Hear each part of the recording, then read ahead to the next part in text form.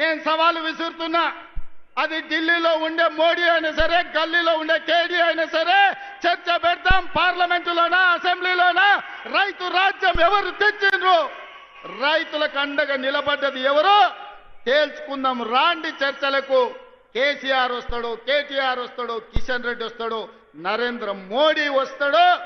Congress party కార్యకర్తలను తీసుకొని నేను వస్తా అని సూటిగా సవాలు విసురుతున్న మిత్రులారా, మేము రెడీ. నువ్వు అసెంబ్లీలో పెడతావా చర్చ, లేదా అంబేద్కర్ కాడ పెడతావా, కొండారెడ్డి పల్లెలో పెడతావా, చింతమడకలో పెడతావా, కొడంగల్లో పెడతావా, గజ్వేల్లో పెడతావా, ప్లేస్ నీ ఇష్టం, ఎక్కడంటే అక్కడికి వస్తాం. కానీ నువ్వు తప్పించుకపోయే బాబత్ మాకు తెలుసు. నువ్వు గ్యారంటీ ఏం చేస్తావు? ఈయనకి ఏంటంటే అలవాటు, బురద చల్తాడు, అవతల పడతాడు, ఇట్లా చల్తాడు, ఏదో మాట అంటే డైలాగే నేను ఎక్కడన్నా అని మళ్ళీ పోతాడు. ఆయననే చెప్పిండు నిన్న, కేసీఆర్ వస్తాడా కేటీఆర్ వస్తాడా అన్నాడు. మరి నేను వస్తా అంటున్నా.